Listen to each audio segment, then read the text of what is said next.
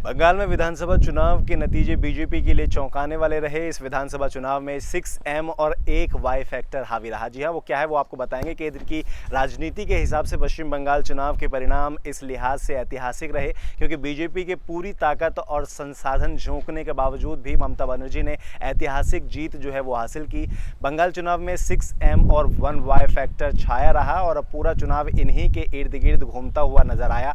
चुनाव परिणामों में इन फैक्टरों की भूमिका साफ देखने को मिली। क्या है ये 6M और 1Y वो आपको बताते हैं। तो सबसे पहले M के ऊपर आते हैं। 6M में पहला नाम आता है मोदी का।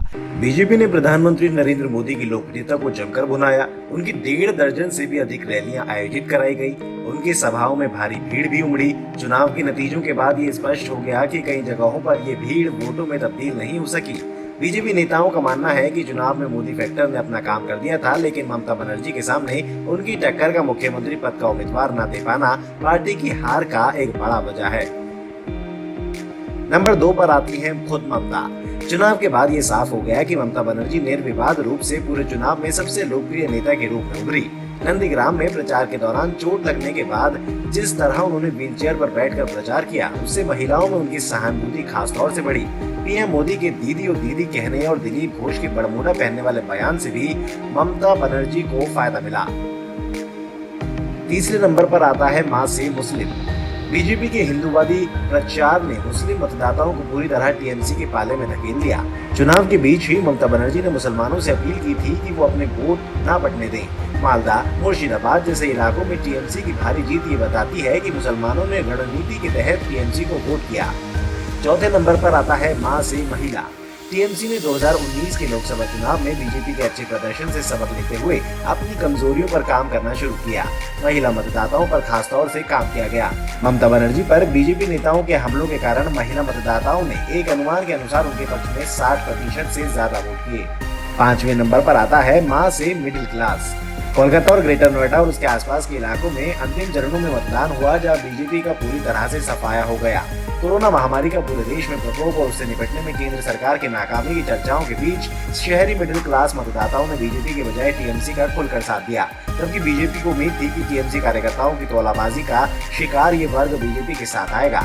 आकलन है कि 65 से 70% तक मिडिल क्लास मतदाताओं ने टीएमसी को वोट किया। 6 नंबर पर आता है मां से मथुआ। इस चुनाव में मथुआ समुदाय के वोटों पर बीजेपी और टीएमसी दोनों की नजरें थी। प्रधानमंत्री की बांग्लादेश यात्रा चुनाव के दौरान ही हुई और वो इस समुदाय के एक मंदिर में भी अपनी यात्रा के दौरान गए।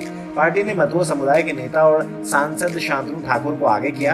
अनुसूचित जाति के समुदाय का 30 लाख मतदाताओं का करीब 70 सीटों पर प्रभाव माना जाता है, लेकिन बीजेपी को पूरी तरह से इस समुदाय को साथ लाने में कामयाबी नहीं मिली। करीब 50% वोट टीएमसी को मिले थे। वाई यानी कि आखिरी और यूथ, वाई से होता है यूथ। 7वां फैक्टर यूथ का है। ये वर्ग खुलकर टीएमसी के साथ आया। ये बीजेपी के लिए हैरानी की बात है क्योंकि पार्टी को इस वर्ग से बहुत उम्मीदें थी। बीजेपी ने बेरोजगारी को एक बड़ा मुद्दा बनाया था, लेकिन ध्रुवीकरण के प्रयासों में जुटे युवाओं ने बीजेपी के बजाय टीएमसी का साथ देना पसंद किया। ग्रामीण बंगाल के फुटबॉल क्लबों को 50,000 फुटबॉल गिफ्ट में भी देंगी, ये उन्होंने चुनाव जीतने के बाद कहा था। चुनाव जीतने के बाद कहा था ममता बनर्जी द्वारा। चाहे कोई कुछ भी कहे, बीजेपी बंगाल चुनाव के 6M और 1Y के समीकरणों को समझने में नाकाम रही और एक के बाद एक गलती करती चली गई, जिसका परिणाम उन्हें नतीजों में साफ दिखाई भी दिया। एक बात ये भी है कि बीजेपी यूपी और बिहार में भी M यानी कि मुस्लिम और Y यानी कि यादव फैक्टर के चलते भी कई दशकों से परेशान रही है। आपको क्या लगता है कि क्या वाकई 6M और 1Y के कारण जो है ममता बनर्जी की जीत हुई है? अगर आप भी ये मानते हैं तो आप हमें कमेंट बॉक्स में जरूर बताएं, या आपका अगर कुछ और मानना है तो भी हमें कमेंट करें।